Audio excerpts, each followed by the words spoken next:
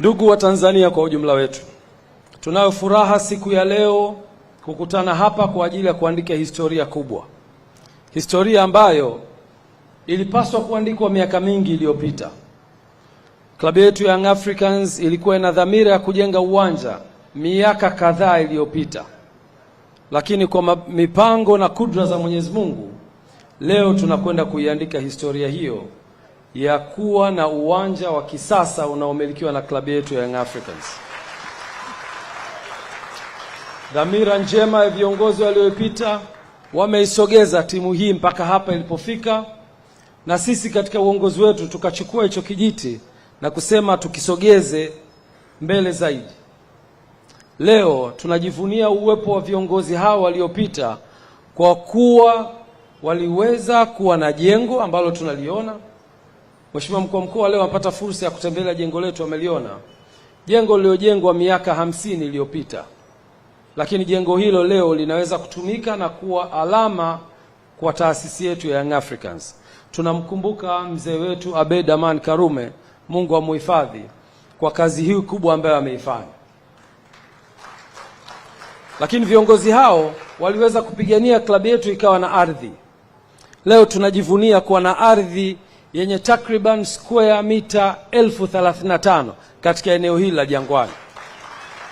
Ni kazi kubwa iliyofanywa na viongozi waliotutangulia, na viongozi hao wangeweza kuiuza hii ardhi, kwani kuwa kuna ubaya, nani angewauliza? Lakini hawakuiuza, waliweza kuishikilia kwa takriban miaka zaidi ya 50 na kuhakikisha ardhi hii kuna siku itakuja kuifaa klabu yetu.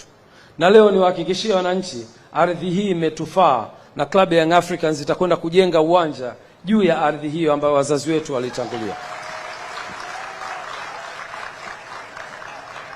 Tulipoingia madarakani tulisema kipaumbele cha kwanza kitakuwa ni uwanja, lakini katika hesabu sahihi za uwekezaji, kwa sababu mimi background yangu ni investment, hauwezi kukurupuka timu ambayo haijashinda ubingwa, timu ambayo haijafanya vizuri uwanjani, timu ambayo haina uongozi imara, timu ambayo haina maendeleo mazuri, haivutii wawekezaji, haivutii wafanyabiashara, ukasema mwaka wako wa kwanza ujenge uwanja.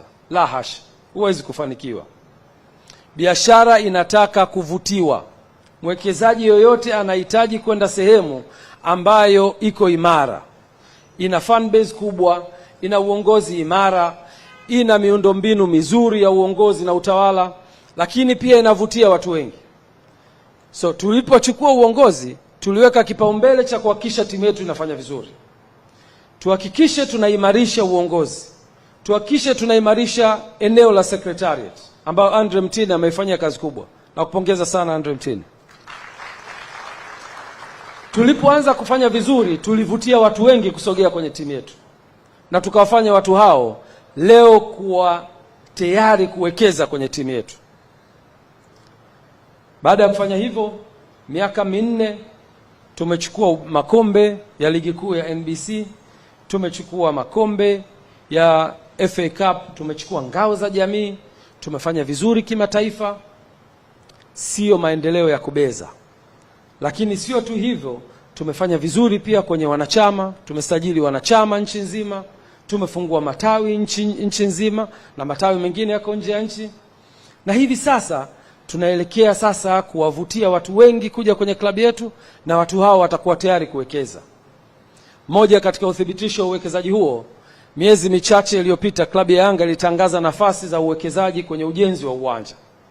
Taasisi mbalimbali zikaomba, na mwishoni secretariat ikapokea maombi hayo na kuyachuja, na finally kupata majina machache yaliyoletwa kwenye Excom, na tukachukua fursa hiyo kama viongozi wa Excom kuweza kuchambua taasisi hizo ili kumpata aliyekuwa bora ambaye anaweza kutusaidia kwenye eneo la uwekezaji wa uwanja.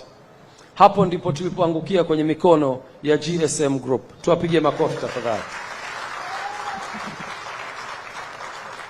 Baada ya mchakato huo kukamilika, tukawaalika GSM Group na tukaunda kamati, na nitambue uwepo wa Ivan Tarimo, na kushukuru sana, akiwa ni mshauri wetu kwenye eneo la fedha, na kaka yetu Alex Mgongolo akiwa ni mshauri wetu kwenye eneo la sheria.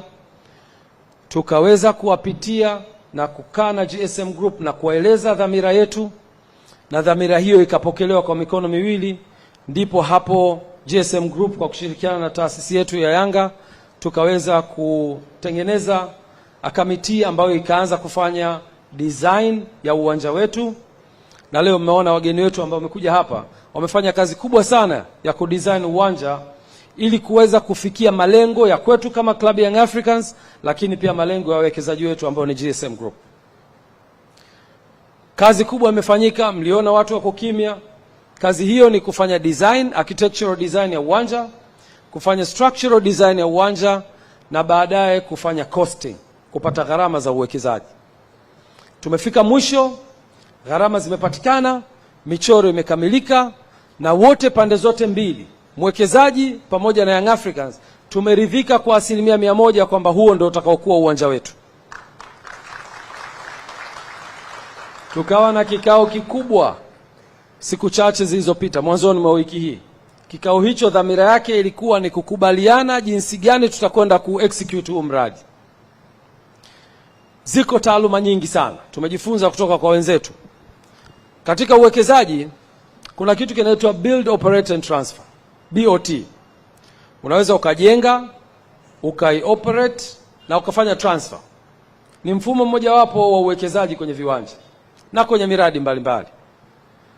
Kuna EPC, engineering, procurement and construction, na saa nyingine kuna financing. Mtu anakufanyia design, anakununulia vifaa, anafanya ujenzi na anagharimikia pia.